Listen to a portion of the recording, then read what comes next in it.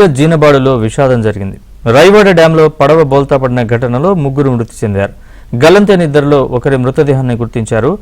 రైవాడ డ్యాంలో గాలింపు చర్యలు కొనసాగుతున్నాయి.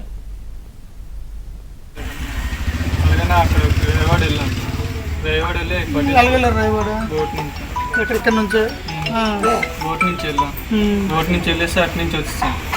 మొత్తం అటు నుంచి వద్దాం అనుకునేసరికి ఇద్దరు కుర్రోళ్ళు బ్రిడ్జి నుంచి వచ్చారు ఊరి నుంచి. అల్లూరు జిల్లాలో పడవ బోల్తా పడిన ఘటనలో ముగ్గురు మృతి చెందారు. దీనికి సంబంధించిన పూర్తి వివరాలు మా ప్రతినిధి సతీష్ అడిగి తెలుసుకుందాం. సతీష్, చెప్పండి. అల్లూరి సీతారామ జిల్లా అనంతగిరి మండలం జీనపాడు వద్ద విషాద ఘటన చోటు చేసుకుంది.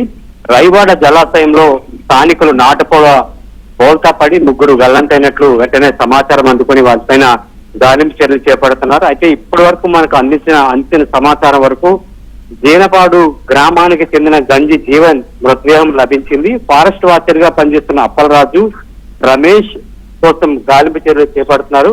అయితే వీరు ముగ్గురు కోసం గాలింపు చర్యలు చేపడుతున్నారు. ఇప్పటి వరకు కూడా వారి మృతదేహాలు కూడా లభించిన పరిస్థితి కనిపిస్తుంది. అయితే వీరు అక్రమ కలప ఏదైతే అక్రమంగా రవాణా చేస్తున్నారు అనేది దాని నేపథ్యంలోనే వీళ్ళు వాచింగ్ కి వెళ్తుండగా ఈ పడవ ప్రమాదం జరిగినట్టు తెలుస్తుంది. అయితే ఎవరైతే జీవన్ అనే వ్యక్తి మృతదేహం లభ్యం కాగా మరో ముగ్గురు కోసం గాలిస్తున్నారు. అయితే వీరి కోసం ఏదైతే పడవ బోల్తా జరిగిన తర్వాత కేవలం ఒడ్డుకు అత్యంత సమీపంలోని ప్రమాదం చోటు చేసుకున్నట్టు తెలుస్తుంది. ఇది తెలిసిన వెంటనే రెవెన్యూ, పోలీసు అదేవిధంగా సహాయక చర్యలు చేపట్టారు. చీకటి పడ్డంతో కూడా ప్రజెంట్ అయితే వారి సహాయక చర్యలు నిలిచిపోయని చెప్పొచ్చు. ఒకరు ప్రాణాలతో బయటపడగా ముగ్గురు కోసం గాలిస్తున్నట్టు తెలిసింది. ఒకరు ఇప్పటికే ప్రాణాలు పోయినట్లుగా దీన్ని గుర్తించడం జరిగింది. ఇది కేవలం ఆ ఒడ్డుకు అత్యంత సమీపంలోనే, ఈ జలాశయానికి అత్యంత సమీపంలోనే ఈ పడవ ప్రమాదం జరిగినట్టుగా తెలుస్తుంది.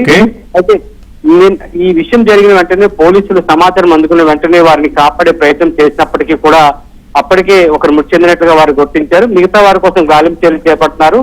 ఏదైనా సమాచారం తెలిసిన వెంటనే సమాచారాన్ని వెంటనే తెలియజేస్తామంటూ కూడా కుటుంబ సభ్యులకు తెలియజేయడం జరిగింది. Right Satish, thanks for the update.